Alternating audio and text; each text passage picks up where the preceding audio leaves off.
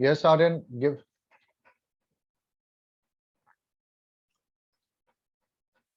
उस dot structure में बहुत मैंने आपको लिस्ट भी दी थी कि इनके आपको डॉट स्ट्रक्चर बना के प्रैक्टिस करने हैं। और उसमें कुछ ऐसे मॉलिक्यूल थे जिनके डॉट स्ट्रक्चर अगर आप उस रूल पर बना रहे हो तो आपको प्रॉब्लम हो रही है, नहीं बन पा रहा है, ये मुझे मालूम है। लाइक SF4 हो गया, SF6 हो गया, PCl5 है। और नौ आपको किसमें दिक्कत हुई थी? सर ये वाले थोड़े बहुत जो ऐसे आप बोल रहे थे उसमें दिक्कत हुई थी थोड़ी सी। हाँ, इनमें दिक्कत होगी। अगर आप डायरेक्ट उस रूल से अप्लाई करोगे बनाने के लिए तो उसमें प्रॉब्लम होगी, नहीं बन पाएगा। ठीक है, उसको बनाने के लिए वहां पर थोड़ा सा चेंज करना होता है। देखो, सबसे पहले मैं बता दूं कि बॉन्ड फॉर्मेशन का लॉजिक क्या था कि एटम अपने आप को स्टेबल करना चाहते हैं। तो इनिशियली बॉन्ड के फॉर्मेशन को या एटम क्यों कंबाइन होते हैं दूसरे एटम से, इनर्ट गैसेस के एटम को छोड़कर, उसके लिए एक रूल आया जिसको ऑक्टेट रूल कहा जाता था। ऑक्टेट रूल में आपने देखो डिफाइन किया कि इनर्ट गैसेस के एटम को छोड़कर रेस्ट सभी एलिमेंट के एटम अनस्टेबल है, so they want to be stable like the inert gases. तो इसके लिए क्या करते हैं, वो दूसरे एटम के साथ कंबाइन होते हैं और इस कॉम्बिनेशन में they are either losing the electron, gaining the electron और शेयरिंग द इलेक्ट्रॉन। ये आपके मोड ऑफ कंप्लीटिंग ऑक्टेट है। तो ऑक्टेट रूल यही कहता है कि an atom complete its octet by transfer of electron, that means by lose of electron, by gain of electron और बाय शेयरिंग ऑफ इलेक्ट्रॉन। और ये जो ऑक्टेट कंप्लीट होता है इसके थ्रू जब एक एटम दूसरे एटम से कंबाइन होता है तो इसी को आप केमिकल बॉन्ड कहते हो या बॉन्डिंग कहते हो। तो mode of completing the octet के बेस पर दो तरह के बॉन्ड थे, आयोनिक और कोवैलेंट। तो आपने आयोनिक बॉन्ड पहले हम डिस्कस कर चुके हैं, कोवैलेंट बॉन्ड भी हमने डिस्कस किया है, which is form by sharing of electron. तो कोवैलेंट बॉन्ड में आपके एटम इलेक्ट्रॉन शेयर कैसे करते हैं, इसको एक्सप्लेन करने के लिए अलग अलग अप्रोच और कॉन्सेप्ट अप्लाई हुए। ठीक है, इसमें से जो different approach for the covalent bonding concept, या आप कह सकते हो कि अप्रोच ऑफ कोवैलेंट बॉन्डिंग, यानी जो bond formation sharing of electron के थ्रू हो रहा है, इसको एक्सप्लेन करने के लिए तीन थ्योरी आई। इसमें सबसे पहले था आपका कोसेल लिविस अप्रोच, और ये जो अभी हम डिस्कस कर रहे हैं यही कोसेल लिविस अप्रोच है। सेकंड था आपकी वैलेंस बॉन्ड थ्योरी जो इसके बाद आएगी,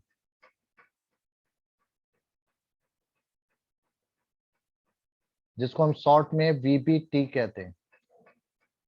और थर्ड है आपका मॉलिक्यूलर ऑर्बिटल थ्योरी, ये भी आपको इसी क्लास में पढ़ना है, मॉलिक्यूलर ऑर्बिटल थ्योरी। बेटा ये तीन थ्योरी हैं कोवैलेंट बॉन्ड के फॉर्मेशन को एक्सप्लेन करने के लिए। इसमें से सबसे फर्स्ट थ्योरी अभी हम डिस्कस कर रहे हैं, that is the Kossel Lewis approach. और ये कोसेल लिविस अप्रोच जो है वो इंटायर ऑक्टेट रूल पर बेस है। पर ऐसा नहीं है कि ऑक्टेट रूल 100% ट्रू है। आगे चलकर पता लगा कि इस ऑक्टेट रूल में भी काफी सारे वायलेशन हो रहे हैं, मतलब देयर इज सम एक्सेप्शन। क्योंकि ये पूरी थ्योरी ऑक्टेट रूल पर बेस्ड थी कि एटम इज कंबाइनिंग या sharing its electron with other atom to complete its octet. जैसे ही ऑक्टेट उसका पूरा होगा इट विल बिकम स्टेबल, और इसी ऑक्टेट को पूरा करने के लिए वह इलेक्ट्रॉन जो शेयर कर रहा है, जिसको हम लोग बॉन्ड पेयर कहते हैं, जितने इलेक्ट्रॉन शेयरिंग में जाते हैं उनको हम पेयर में काउंट करते हैं। बिकॉज होता है क्या है कि एक एटम कुछ सर्टेन नंबर ऑफ इलेक्ट्रॉन दूसरे एटम के साथ शेयर करके एक कॉमन इलेक्ट्रॉन पेयर जनरेट करता है जिसको हम बॉन्ड पेयर कहते हैं। और जो इलेक्ट्रॉन शेयरिंग में इन्वॉल्व नहीं होते उनको लोन पेयर कहा जाता है। तो डॉट स्ट्रक्चर एक्चुअली एक मेथड था कि टू प्रेजेंट कि how the atom are sharing their electron with other atom and how many are their bond pairs and the lone pairs on each atom। अब इसको बनाने के लिए लिविस ने कुछ सर्टेन रूल फॉर्मुलेट किए जिसको हम लोग डॉट स्ट्रक्चर रूल कहते हैं। पर बहुत से कंपाउंड्स के मॉलिक्यूल के लिए जब ये स्ट्रक्चर रूल अप्लाई किया गया तो वहां पर ये फेल हो गया, एक्सेप्शन आ गया। तो आपको जो SF4 SF6 पार्टिकुलर ऐसे मॉलिक्यूल जिनमें सेंट्रल एटम थर्ड पीरियड को बिलोंग करते हैं, जैसे सल्फर है, फास्फोरस है, इनके कोवैलेंट मॉलिक्यूल का जब आप प्रेजेंटेशन डॉट स्ट्रक्चर के रूल से करने जाओगे तो वहां पर ऑक्टेट रूल जो होता है वो फेल हो जाता है। इट मीन्स कि वहां पर 100% उस रूल के थ्रू आप, जो रूल मैंने आपको पहले बताया था लास्ट क्लास में, उसके थ्रू आप उसके डॉट स्ट्रक्चर को फॉर्म नहीं कर सकते। तो फिर कैसे फॉर्म करेंगे, ये थ्योरी अभी हम बाद में डिस्कस करेंगे, क्योंकि ये थ्योरी क्यों आई, जब इस थ्योरी में ड्रॉबैक हुआ, एक्सेप्शन हुआ, तब उसी को मॉडिफाई किया गया और उनसे नई थ्योरी बनी।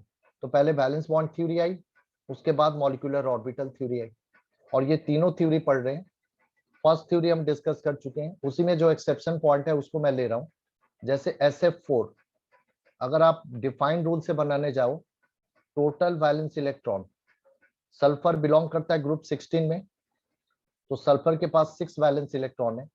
फ्लोरीन जो है ग्रुप 17 का एलिमेंट है, 7 वैलेंस इलेक्ट्रॉन है, 4 फ्लोरीन एटम है। सो दिस मीन कि 7 into 4 कोई चार्ज नहीं है, सिंपल वैलेंस इलेक्ट्रॉन का सम करो, 28 + 6 34 वैलेंस इलेक्ट्रॉन है इस मॉलिक्यूल में।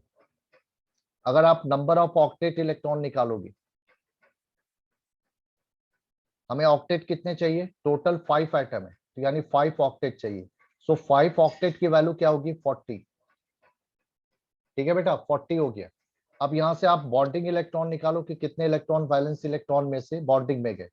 सो बॉन्डिंग में कितने गए, 40 - 32, सॉरी 34, यानी 6 इलेक्ट्रॉन आपके बॉन्डिंग में गए। इससे आप बॉन्ड पेयर की काउंटिंग करो, डिवाइडेड बाई 2, 3 बॉन्ड पेयर होने चाहिए। अब आपने सल्फर को लिया सेंटर में, देयर आर 4 फ्लोरीन एटम। अगर हम इस तरह से इसको शेयर कर दें, अब देखो यहाँ पर मिनिमम एक बॉन्ड पेयर हर जगह डालोगे तो आपके पास 3 ही बॉन्ड पेयर है, ये 4th आपका वैकेंट रह गया। अगर कभी ऐसा केस आता है किसी मॉलिक्यूल का डॉट स्ट्रक्चर बनाते समय कि जब आप रूल से जा रहे हो तो आपके number of bond pair required number से लेस हो रहे हैं, क्योंकि मिनिमम मुझे यहाँ 4 बॉन्ड पेयर चाहिए, जबकि यहाँ पर 3 ही आ रहा है बॉन्ड पेयर, तो आप समझ जाओ कि ये मॉलिक्यूल आपके उस रूल का एक्सेप्शन है। अब इसको आप इस रूल से आप इसका डॉट स्ट्रक्चर नहीं बना सकते। अब आपको थोड़ा सा अलग लॉजिक लगानी होगी। कैसे, सल्फर के पास 6 वैलेंस इलेक्ट्रॉन है, ठीक है, 6 वैलेंस इलेक्ट्रॉन है इसके पास। फ्लोरीन ग्रुप 17 का है, 7 वैलेंस इलेक्ट्रॉन है। इच फ्लोरीन एटम को ऑक्टेट पूरा करने के लिए सिर्फ एक इलेक्ट्रॉन चाहिए शेयरिंग के थ्रू, ठीक है, तो इसका मतलब ये सिर्फ एक ही इलेक्ट्रॉन शेयर कर सकता है। दूसरी तरफ सल्फर के पास 6 वैलेंस इलेक्ट्रॉन है, पर चूंकि इसके सराउंडिंग में ओनली 4 है, तो इसका मतलब कि इसके आउट ऑफ 6 में से सिर्फ 4 इलेक्ट्रॉन शेयर होंगे। तो ये अब आप 4th बॉन्ड यहां बनाओ। अब देखो आप सल्फर के पास 6 में से, क्योंकि हर बॉन्ड पेयर में सल्फर का एक इलेक्ट्रॉन है, फ्लोरीन का एक है सभी जगह, तो आउट ऑफ 4 बॉन्ड पेयर में से 4 इलेक्ट्रॉन सल्फर के शेयर हो गए। इसका मतलब सल्फर के पास 2 इलेक्ट्रॉन एक्स्ट्रा बच गए, ये आपका लोन पेयर हो गया सल्फर का। अब फ्लोरीन पे आओ, फ्लोरीन ने एक इलेक्ट्रॉन शेयर किया, इसका मतलब 6 इलेक्ट्रॉन इसके पास शेयरिंग से बाहर है, यानी 3 लोन पेयर है। अब आप बना सकते हो, तो यहां पर थोड़ा सा कॉमन लॉजिक लगाना होगा बेटा, अगर नहीं लगाओगे तो नहीं बना पाओगे। यस बेटा, क्लियर हुआ कि सर कभी भी नहीं, आपका, होगा बता दो। ये मैंने बताया कि जब आप रूल के थ्रू जाओगे, अगर आपका number of bond pair required number of bond pair से लेस आ रहा है, मतलब जितने बॉन्ड पेयर होने चाहिए अगर उससे लेस आ रहा है, इसका मतलब ये एक्सेप्शन है। तब हम इसको कॉमन लॉजिक से सॉल्व करेंगे कि सेंट्रल एलिमेंट सल्फर के पास 6 वैलेंस इलेक्ट्रॉन है, ठीक है, इसके सराउंडिंग में 4 फ्लोरीन है, इच फ्लोरीन के पास 7 वैलेंस इलेक्ट्रॉन है, इसको ऑक्टेट पूरा करने के लिए सिर्फ एक इलेक्ट्रॉन चाहिए, इसको 2 चाहिए। इसका भूल जाओ, इसके सराउंडिंग वाले को सोचो, ठीक है, सराउंडिंग वाले को सोचो। अब यहाँ पर देखो, इसको 1 इलेक्ट्रॉन ही शेयर कर सकता है, क्योंकि इसको एक ही इलेक्ट्रॉन से लैक है। 8 में ये एक इलेक्ट्रॉन लेस है ना, तो ये एक ही इलेक्ट्रॉन शेयर करेगा, क्योंकि मैंने बताया था ना कि एक एटम कितने इलेक्ट्रॉन शेयर करता है, जितने इलेक्ट्रॉन से वो लैकिंग करता है ऑक्टेट से।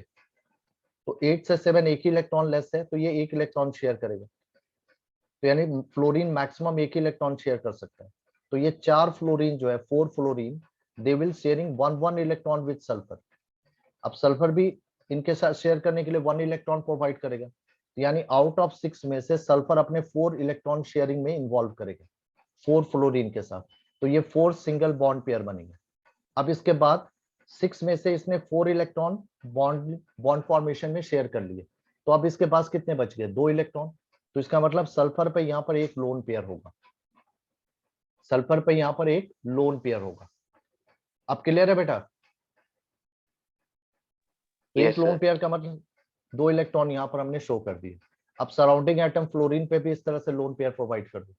ये एक्चुअली उस रूल का एक्सेप्शन है, इसलिए मैंने दिया था, ठीक है, क्योंकि आपको पता लगे ना कि कहां पर, क्योंकि कोई भी रूल 100% नहीं होता है, कुछ जगह पर जाकर वो फेल हो जाता है और वहीं से फिर नेक्स्ट थ्योरी आती है। तो ये यहाँ पर है। अब यहाँ पर देखो बेटा, सल्फर के ऊपर जो सेंट्रल एटम है, यहाँ पर टोटल इलेक्ट्रॉन काउंट करो। इसके ऊपर 4 बॉन्ड पेयर है, 4 बॉन्ड पेयर और एक लोन पेयर है, यानी यहाँ पर टोटल नंबर ऑफ इलेक्ट्रॉन कितने हुए? एक बॉन्ड पेयर का मतलब 2 इलेक्ट्रॉन, सो 4 इंटू 2। एक लोन पेयर का मतलब 1 इंटू 2। कितने बन गए? ये 10 इलेक्ट्रॉन। यहाँ पर देखो, आपके सल्फर जो सेंट्रल आइटम है, इसमें मोर देन ऑक्टेट इलेक्ट्रॉन है, क्योंकि आपने क्या पढ़ा था कि शेयरिंग इसलिए की जाती है कि ऑक्टेट पूरा हो। यहाँ तो ऑक्टेट से ज्यादा इलेक्ट्रॉन हो रहे, तो ये एक्सेप्शन हो गया ना ऑक्टेट रूल का। यस बेटा, एक्सेप्शन हुआ, क्योंकि यहाँ पर सेंट्रल आइटम पर मोर देन 8 इलेक्ट्रॉन है। क्लियर है बेटा?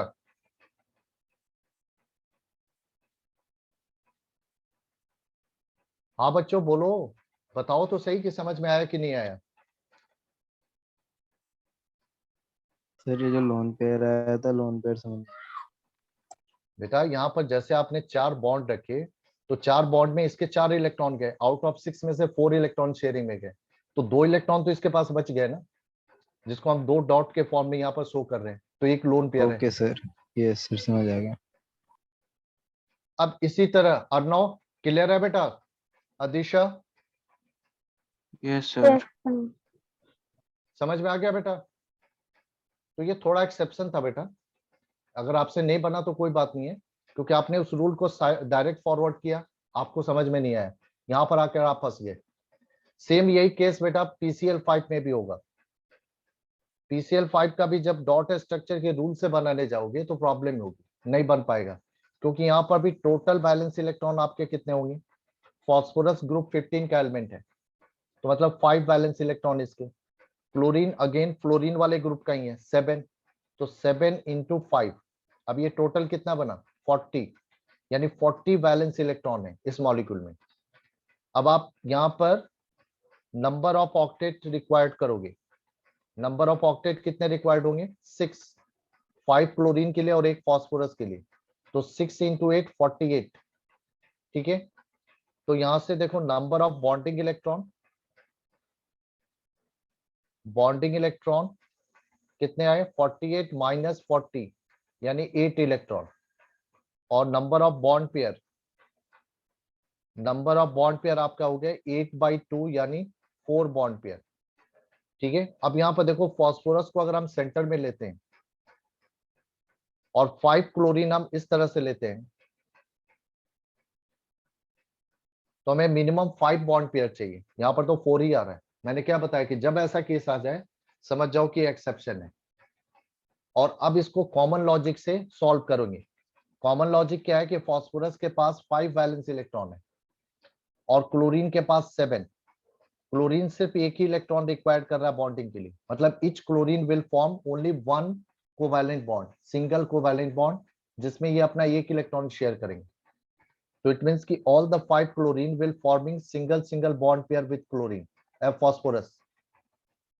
अब यहां पर देखो, आपके क्लोरीन का ऑक्टेट पूरा हो गया, क्योंकि 7 में से 1 इलेक्ट्रॉन ने शेयर किया, तो 1 इसको मिल गया, और रिमेनिंग 6 इलेक्ट्रॉन इसके लोन पेयर वन में कन्वर्ट हुए, 3 लोन पेयर। तो सभी पे 6 डॉट लग गए, और क्लोरीन का ऑक्टेट पूरा हो गया।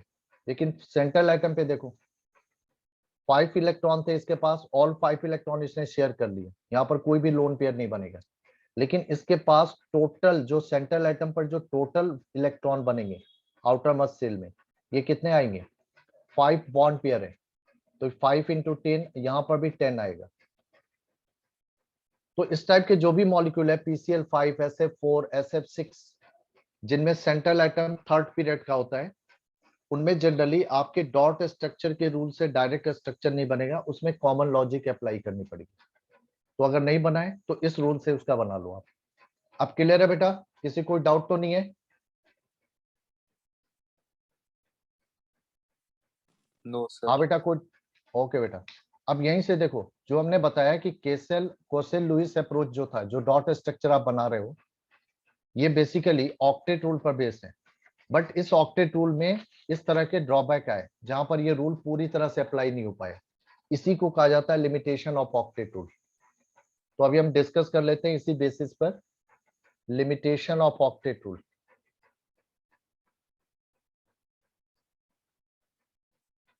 लिमिटेशन ऑफ ऑक्टेट रूल, क्या क्या लिमिटेशन पॉइंट बनेंगे हमारे ऑक्टेट के जहां पर आपका ऑक्टेट रूल अप्लाई नहीं होगा। ठीक है, सबसे पहला पॉइंट ये आता है कि जिन कंपाउंड में हाइड्रोजन होता है वहां पर हाइड्रोजन के लिए ऑक्टेट रूल अप्लाई नहीं होता है। सो कंपाउंड्स इन्वॉल्विंग हाइड्रोजन, जिन कंपाउंड्स में हाइड्रोजन का एटम कॉम्बिनेशन में इंक्लूड रहता है वहां पर ऑक्टेट रूल अप्लाई नहीं होता है। फॉर एग्जांपल, जैसे अगर आप हाइड्रोजन क्लोराइड, ये भी एक कोवैलेंट मॉलिक्यूल है। अब इस मॉलिक्यूल में देखो, आपके क्लोरीन के लिए ऑक्टेट रूल अप्लाई हो रहा है, बट हाइड्रोजन के लिए अप्लाई नहीं हो रहा है। तो हाइड्रोजन के इन्वॉल्विंग कंपाउंड में हाइड्रोजन के लिए आपका ऑक्टेट रूल जो होता है अप्लाई नहीं होता है, तो ये एक्सेप्शन हो जाता है। ये लिमिटेशन हो जाती है कि ऑक्टेट रूल हाइड्रोजन के कंबाइनिंग पावर को एक्सप्लेन नहीं कर सकता, उसके लिए डुप्रेट रूल बनाया गया। सेकेंड लिमिटेशन देखो आप, कुछ एलिमेंट है जिनके कंपाउंड का फॉर्मेशन अगर हम देखें, formation of compounds of boron, aluminium et cetera, जैसे फॉर एग्जांपल बोरन का एक कोवैलेंट कंपाउंड बनता है BF3। अब ध्यान से देखो, अगर आप BF3 का स्ट्रक्चर बना रहे हो, बोरन के पास 3 वैलेंस इलेक्ट्रॉन है, ओनली 3, और ये 3 फ्लोरीन के साथ ये 3 अपने वैलेंस इलेक्ट्रॉन शेयर करने के बाद आप क्या देख रहे हो? फ्लोरीन पे ऑक्टेट पूरा हो गया, जो सराउंडिंग एटम है इन पे ऑक्टेट पूरा है, यानी ये ऑक्टेट रूल को फॉलो कर रहे हैं। लेकिन बोरन के पास ऑक्टेट नहीं पूरा हुआ क्योंकि लोन पेयर है नहीं और ओनली 3 बॉन्ड पेयर है। तो यहां पर आप क्या देख रहे हो कि आपके सेंट्रल एटम पर ओनली 6 वैलेंस इलेक्ट्रॉन आ रहे हैं, टोटल इलेक्ट्रॉन 6 हो रहे हैं वैलेंस शेल में। ठीक है, विच इज लेस देन 8, तो इनको कहा जाता है इलेक्ट्रॉन डेफिशिएंट मॉलिक्यूल्स, यानी जिन मॉलिक्यूल में central atom octet rule follow नहीं करता है even after the sharing of its all valence electron, तो उनको इलेक्ट्रॉन डेफिशिएंट मॉलिक्यूल कहा जाता है, जिन पे total number of electron in valence shell is less than 8।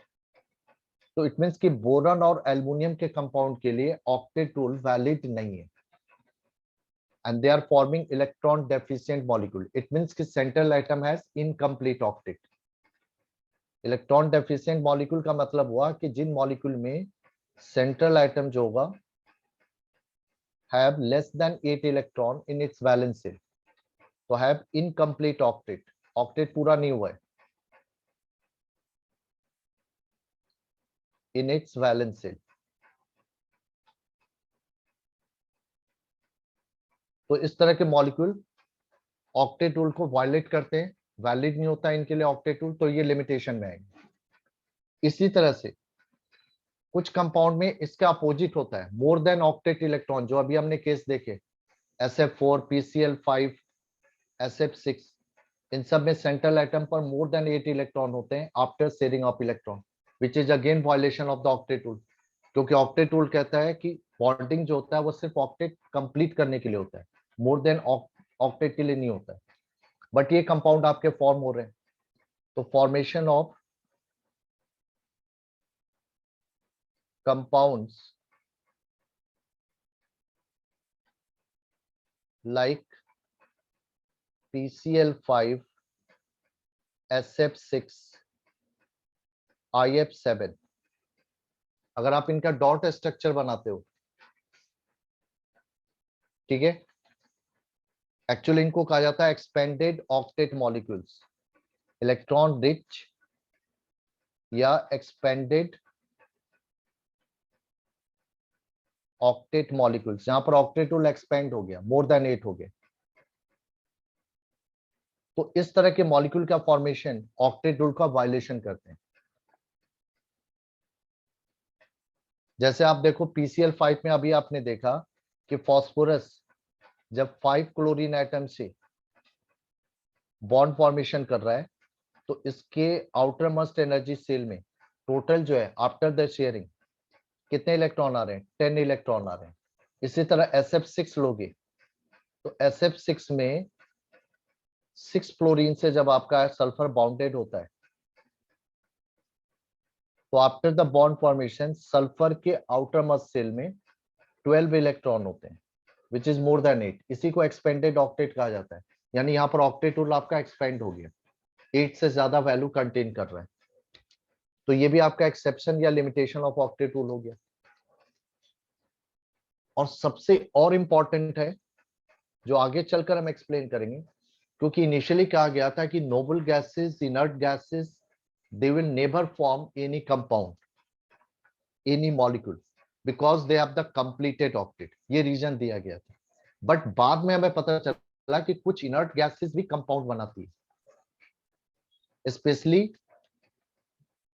Specially जो है उसमें जेनॉन एंड क्रिप्टन।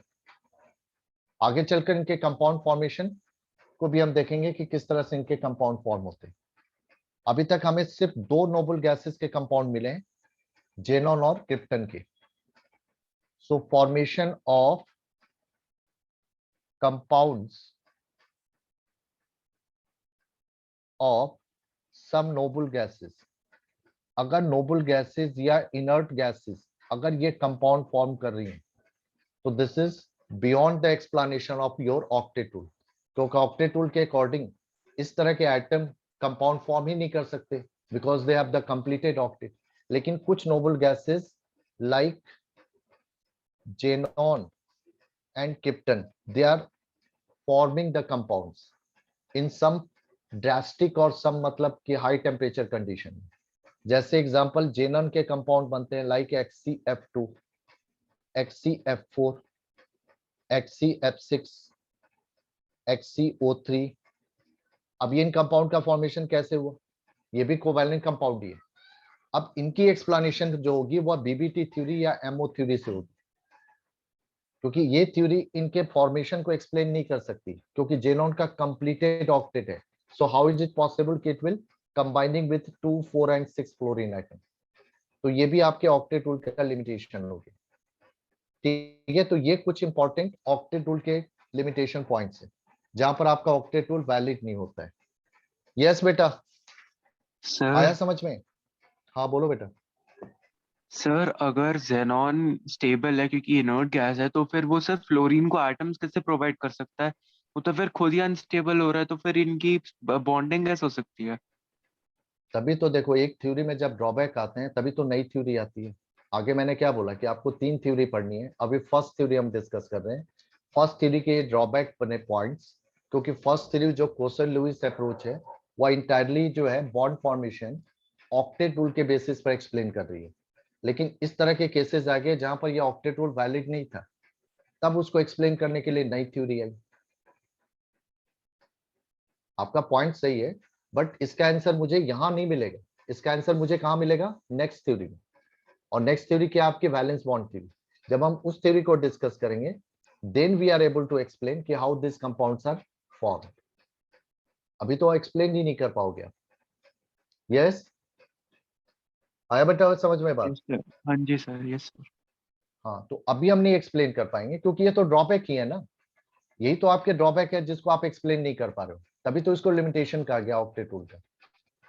और अब इसको एक्सप्लेन किया गया जब नई थ्योरी आई, जिसमें इन सारे अप्रोच को कवर किया गया कि भाई ये कैसे हो रहे हैं। थ्योरी क्या बनती है? किसी चीज को एक्सप्लेन करने के लिए। जब एक थ्योरी में ड्रॉबैक बनते हैं, निगेटिव पॉइंट आते हैं, तब उसको मॉडिफाई करके एक नई थ्योरी आ जाती है। इसी तरह से तो साइंस डेवलप होती है। तो कोई भी थ्योरी 100% करेक्ट नहीं होती। हर थ्योरी में कहीं ना कहीं ड्रॉबैक बनते हैं। आज जो थ्योरी हम पढ़ रहे हैं, हो सकता है कि 1-2 साल बाद वहां पर भी ड्रॉबैक आ जाए, तो फिर एक नई थ्योरी आ जाएगी।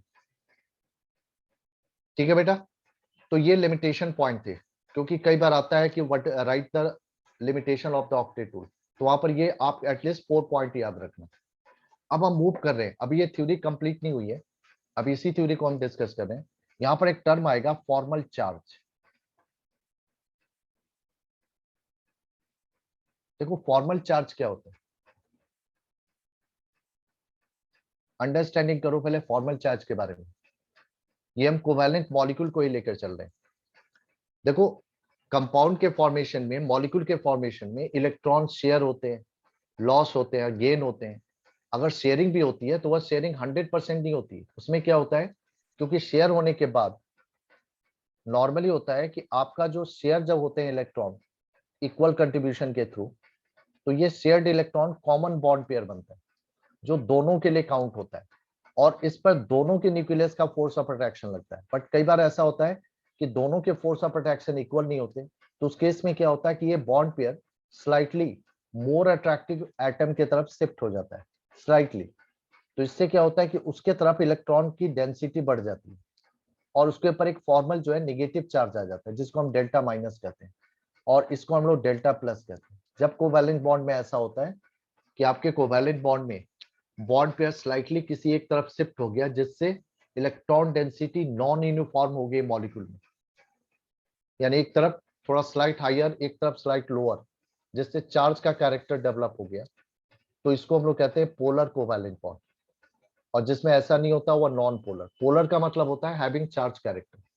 ये मैं क्यों बता रहा हूँ, क्योंकि हर शेयरिंग के बाद आपके आइटम के ऊपर एक स्लाइट चार्ज की डेवलपमेंट होती है, और इन्हीं चार्ज को अगर आप ऐड कर दो तो पूरे मॉलिक्यूल का चार्ज फॉर्म होता है।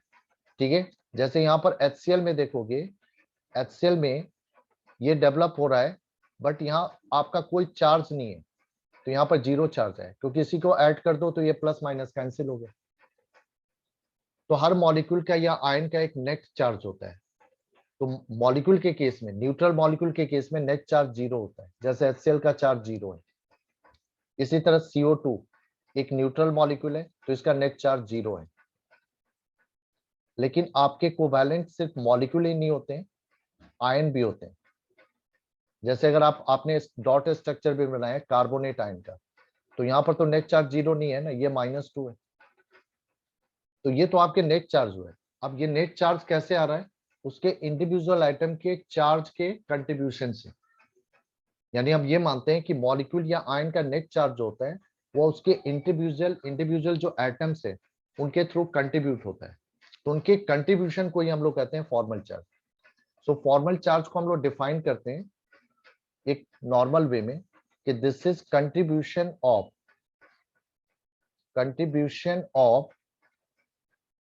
each atom towards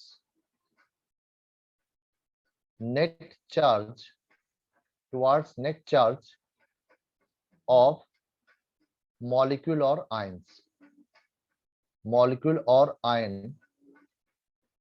which is calculated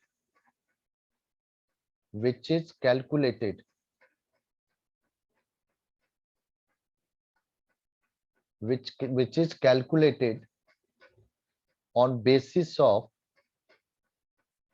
its Lewis dot structure, जो अभी हमने बनाना सीखा। Lewis dot structure, ठीक है, is called या known as formal charge on given atom।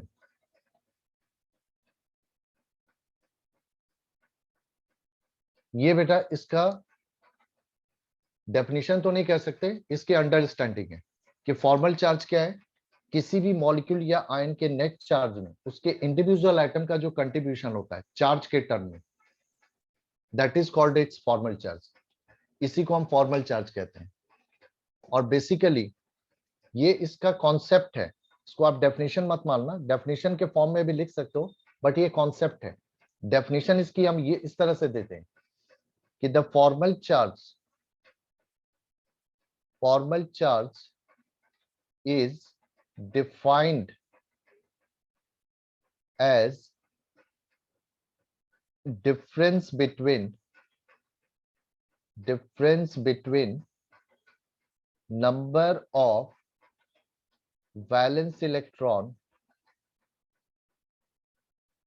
in free state of atom। free state का मतलब जब वो बॉन्डिंग में इन्वॉल्व नहीं है, in free state, and number of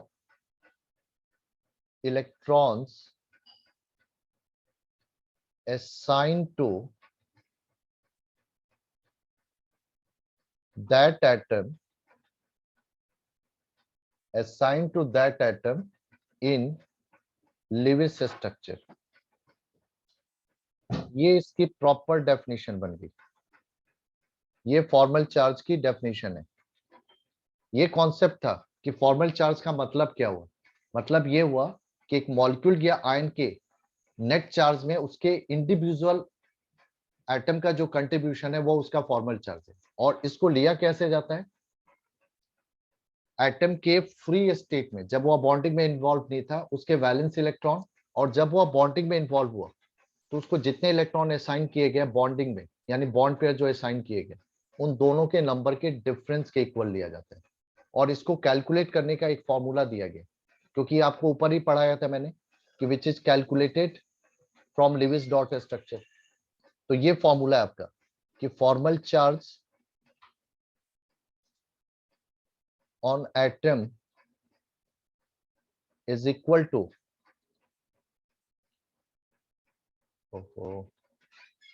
yes ठीक है ठीक है, चलो पहले फॉर्मूला लिख लेते हैं फटाफट।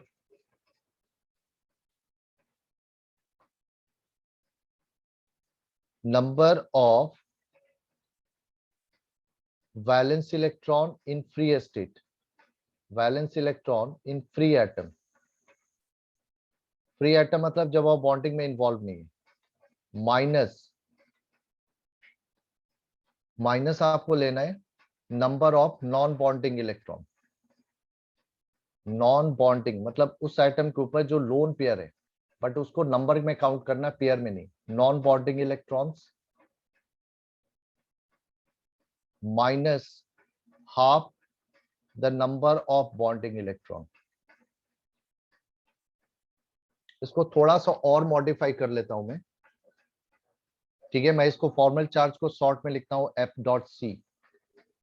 वैलेंस इलेक्ट्रॉन फ्री स्टेट में इसको वीई लिखो, माइनस नॉन बॉन्डिंग इलेक्ट्रॉन को एनबीई, ये शॉर्ट बना दो।